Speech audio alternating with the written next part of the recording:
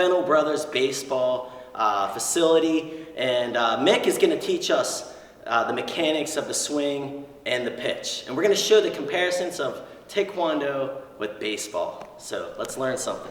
All right, guys, biggest thing, so much similarities in baseball to Taekwondo to other sports. A term that we use in hitting is called staying connected. What that means is you don't have to be the biggest guy, the strongest guy, but if you're a smaller guy, you can still generate the same amount of bat speed as somebody bigger if we stay connected within our swing. And a big part of that is being able to use the ground force to our advantage, getting loaded into our lower half, into our hip, and being able to maintain a tight turn with this bat as we turn, and then it snaps out, being able to generate from everything that I created within the ground force building up throughout my body.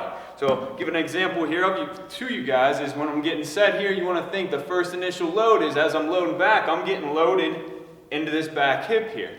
I'm feeling energy being created, which as I go to what's coming to me, the baseball, now I'm able to fire this as I continue to turn, and boom, snap to that baseball to let everything work through the ball and generate to my best ability.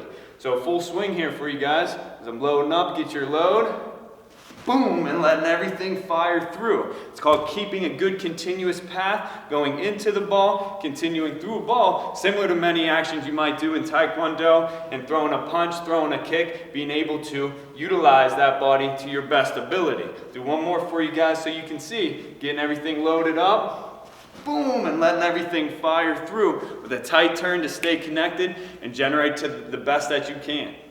So like I said, this is, we're comparing really two Olympic sports. And I know baseball is America's pastime, but in Korea, in South Korea, Taekwondo is their national sport. So you can go to a university to study Taekwondo.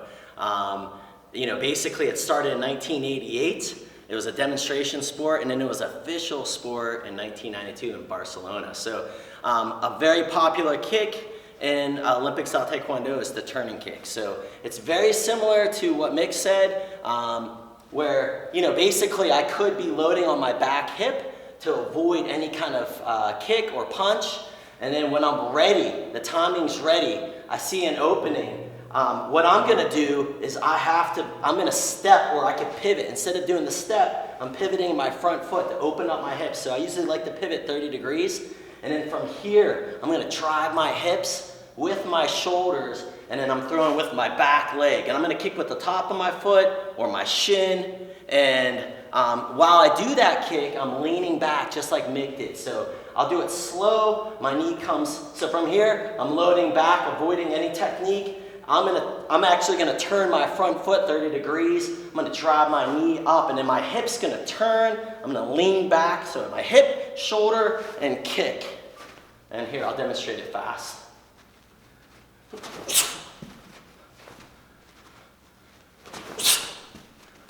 One more time.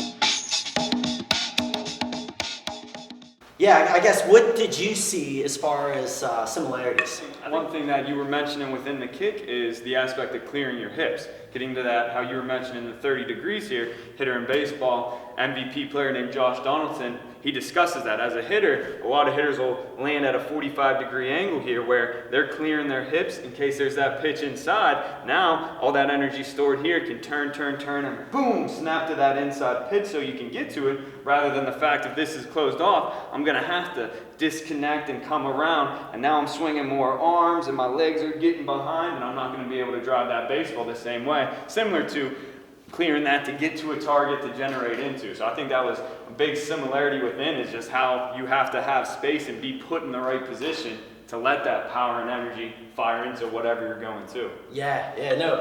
Like in Taekwondo, we always talk about sort of also putting your weight on your front leg, but we don't talk about the back leg unless you're throwing like a back punch, right? But I think it's super important, especially in combat. We're always on our back hip, because we're trying to avoid, we're creating this angle to avoid all these kicks and punches coming after us, okay? So I love that. I love how he showed, putting all your weight on that back hip, and if you saw the athletic movements, how he's turning his hips, he's twisting, and the posture too. I saw that as a similar move too. No, and that's a good point that you point out, where how you have to have power out in this front side here, because in baseball, a lot of the time, it's not just the fastball down the middle you're looking for. You get a curveball, you get a changeup, a slider, where you get fooled by the pitch, and now my weight's out in front here, and I got to find a way to still be able to, boom, generate and let that fire into that ball. So it's the same movement where we got to be able to be in this position here, where in the perfect position, you're on it, you're balanced 50-50, all your weight's loaded in, ready to go. But more often than not, you're on that front side because the pitch that you were expecting isn't there, and you got to be able to adjust and react on that front side to be able to drive that baseball and make the most of that pitch.